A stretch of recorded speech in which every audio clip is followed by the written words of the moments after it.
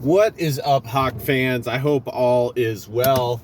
I wanted to talk about Iowa absolutely demolishing Ohio State. I believe it was 2015. It was the year Iowa came into the contest at 5-2, I believe. Maybe even 5-3. I think it was actually 5-3. And Ohio State came into the matchup 7-1. I think that season will actually go down as one of the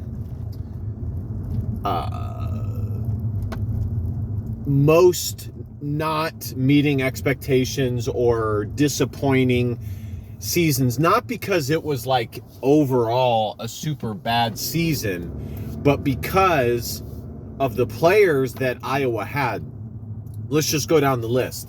You know, they had Akram Wadley, and although he's had some issues after his time at Iowa with the University of Iowa, and you know, he didn't make it professionally.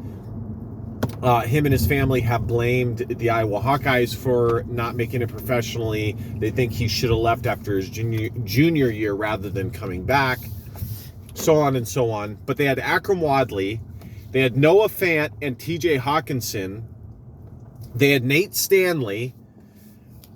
Let's see, they had Josh Jackson. I mean, that team had a lot of talent. It really, really did. It had... let's see who else. They had Josh Jackson. They had Amani Hooker. I can't believe I almost forgot about him. They had Josie Jewell.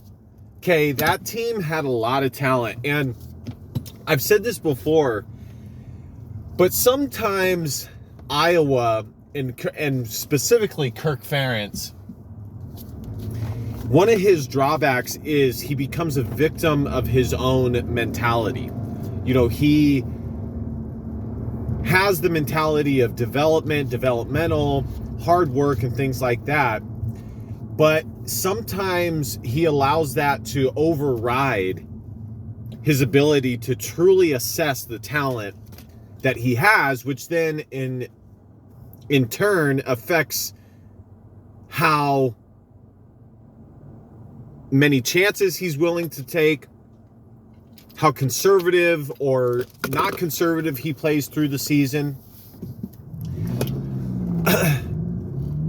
And so it's a very interesting dynamic, you know, and that happens, that's like a coach's number one, or one of their top, especially in football, is assessing the talent that you do have, which then in turn allows you to properly assess your game plan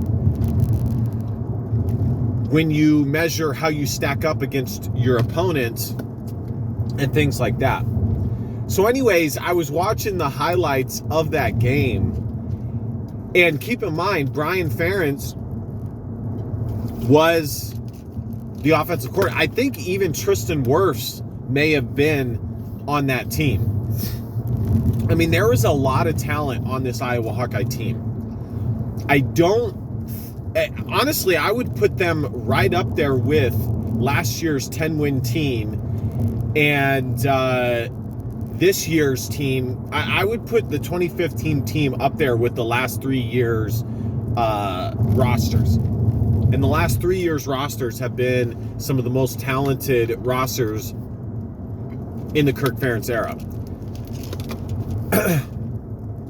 Oh, Amir Smith-Marset, I believe, was on the team. Brandon Smith. I mean, some serious guys, okay?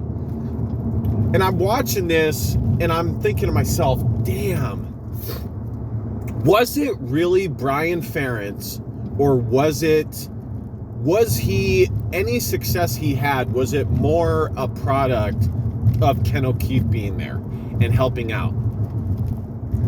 Is the Ohio State game and like USC and those games, and this was the question that I asked all the time when he was the offensive coordinator, is that the outlier, or is that an example of what Brian Ferentz can be, what his team, his offenses that he coaches can be